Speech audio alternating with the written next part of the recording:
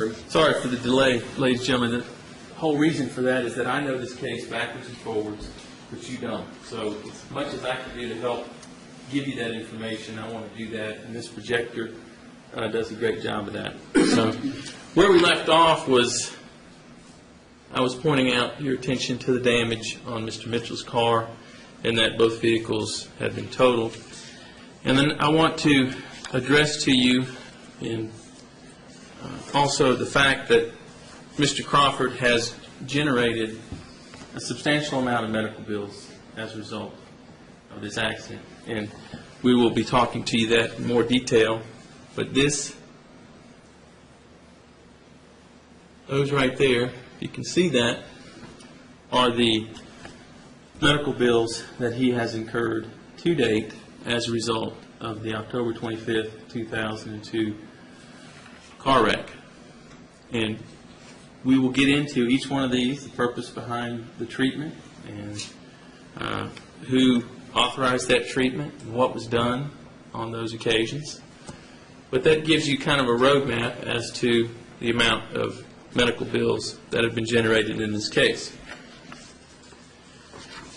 Now, after the accident, Mr. Crawford went, well, he'll tell you that after the accident, the emergency personnel came to the scene. Not sure who called. It may have been Mr. Mitchell who called 911. I'm not sure.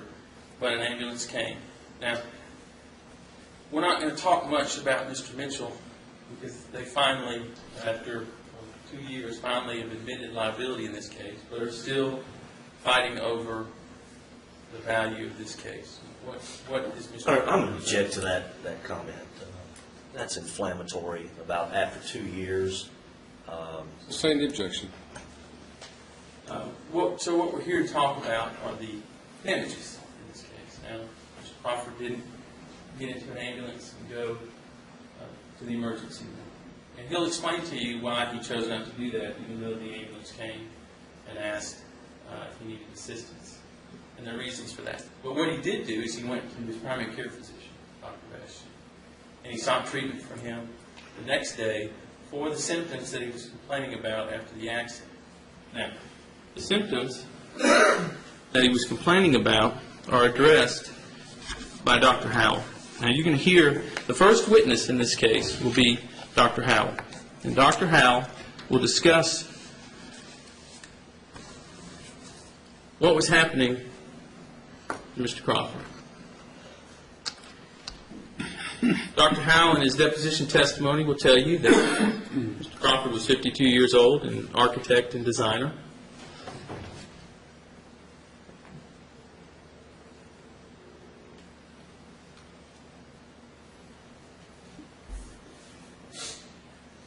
And that he went to see Dr.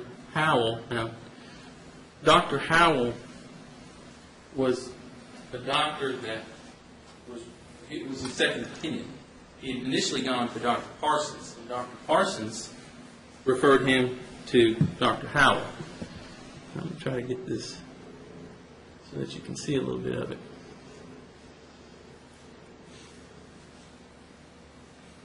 But what Mr. Crawford told Dr. Howell was that he was involved in an auto accident on October 25th. He was struck from behind. He was wearing seat belts, and his vehicle was hit from behind. Going here, it says 65 miles per hour, but bottom line is Mr. Mitchell's car was going awfully fast. Now, it also talks about his symptoms. He had pain in the neck and the back and also down his right leg. And since that time, he's seen Dr. Parsons. He's been treated with MRI, physical therapy, and has not improved. And he's here for another opinion. He denies any significant problem with his neck or back prior to this injury. Now, that's critical, because you're going to find out in this case that, as a lot of people do as they get older, they have degenerative problems in their spine. And the issue in this case will ultimately be, did the accident cause his symptoms, or were they caused by something else, pre-existing condition, pre-existing accident, or something like that? The evidence in this case will be clear and unrefuted that he had no symptoms and no problems before this accident. And you're going to hear from Ruth Raines, who is Ruth Raines and Ted Crawford are a couple. Now, they're not married, but they've been together for 10 years. And she's going to be a witness, and she'll tell you that Mr. Crawford had no problems before this accident. Didn't have the back pain he has now, the neck pain, or any of those other symptoms. So it'll be important for you to listen to Dr. Howe's testimony on that issue. Now, Dr. Howe, keep in mind, he was a second opinion, and he's well known in this community as an excellent neurosurgeon. Now, you're also going to hear from Dr. Weiss. Now, Dr. Weiss is another doctor in this community. But Dr. Weiss was hired by the defendants to look over the file, so to speak, and render an opinion. What you can find out is that Dr. Weiss never saw Mr. Crawford. Wouldn't even be able to recognize him if you saw him in a group of people. But the defendant said, look at this stuff, and give it and render us an opinion. Dr. Weiss will tell you, he mainly does that for the defense side. So they hired an expert. Now, guess who trained Dr. Weiss? Dr. Howe. And Dr. Howe will tell you about that. Dr. Howe and Dr. Weiss have a difference of opinion. Dr. Howe says he was hurt in the accident, he has a permanent impairment, he has these symptoms, he will continue to have these symptoms, and he'll have to deal with that for the rest of his life. Dr. Weiss, you'll realize, doesn't have that opinion. The problem with Dr. Weiss is he can't even get the dates right. When you listen to his deposition, he's confused as to when the accident ever happened. But you'll get to hear that. You'll also hear from Dr. Parsons. Dr. Parsons doesn't really want to take a stand either way. Dr. Parsons says, well, I don't know what caused it. And you'll have to interpret that for yourself, but maybe that he just doesn't like lawyers. But Dr. Parsons, you'll hear from Dr. Parsons in his testimony.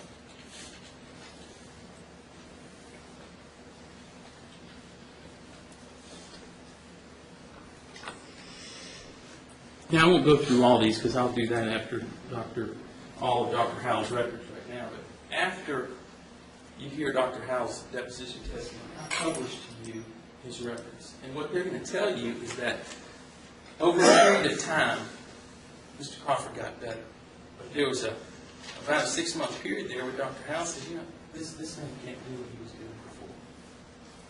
And he'll testify to that. And he'll also tell you that he has a permanent impairment and he's limited on those activities.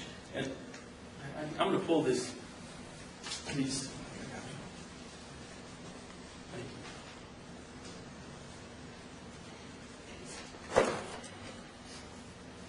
Now, this is just an example of what Mr. Crawford does.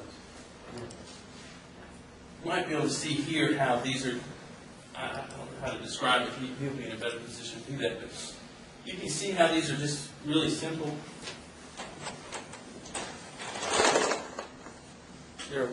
It should be turned the other way, but I wasn't able to do that, so hopefully you bear with me here. These are drawings. Now, he had to have somebody do these for him. And these, I think, are computer generated. But you get to here. Now, look at that one. And you look at that. Now, he did that by hand. He'll describe to you that he did that with an ink pen and did these types of drawings. These go on and on and on. Now, these take hours to do.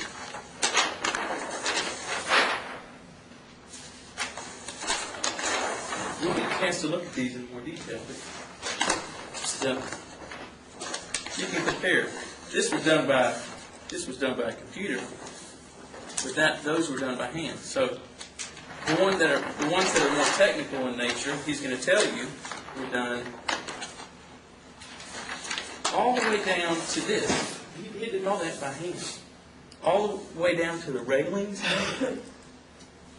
You're going to find out that he had some cognitive problems after the accident. He had some post-concussive problems. He had headaches. And I think probably the most telling thing was that he was in so much pain that he had to be on pain medicine. And he's going to tell you that on pain medicine with headaches and cognitive problems, you just can't do that kind of stuff. And if you mess up, you might very well have to start over. So there are reasons why he was unable to work. And I just want you to listen to that. You might, at first glance, say, well, he could have done anything. But we're going to get into his job responsibilities, what he had to do. He had to travel. He was not only an architect, but he also was a contractor. Went to the job site, met with subs and things like that.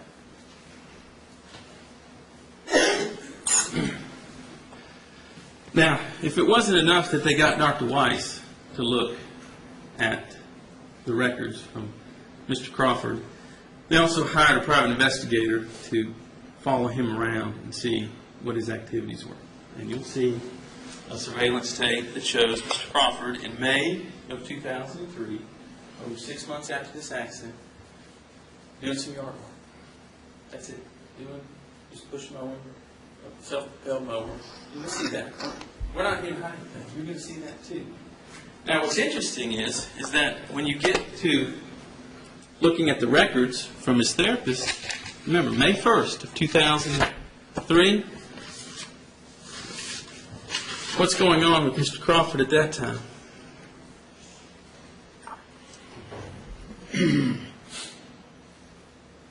On May 5th, around that time, he'll tell you, and it's reflected in these records, best he's felt in 6 to 7 months.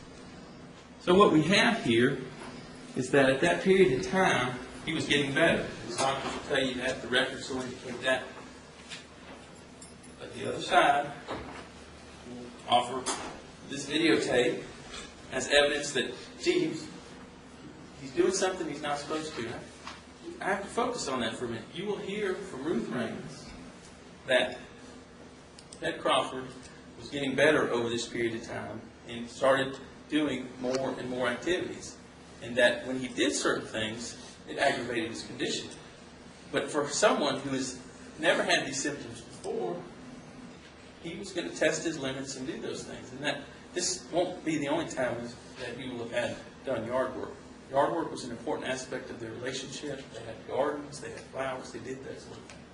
So I want you to reserve judgment on that until you see it, see what he's doing, and look at the medical records. We are by no means indicating by the proof that we offer to you that he is an invalid or that he can't work. But there was a period of time when he couldn't work. And there's also some things that he will not be able to do in the future, such as these intricate designs for long periods of time. You may be able to get at the drafting board for 2 to 3 hours at a time, but you will not be able to spend the 6 to 8 hours he used to in the stretch of time to do that. So we want you to pay attention to that as well.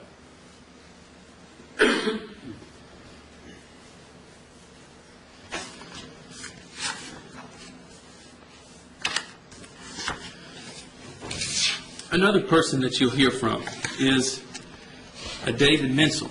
Now, he is a forensic accountant, and he will come in and he will testify about the income loss that Mr. Crawford suffered as a result of this accident. And the numbers are significant, and he'll testify about that.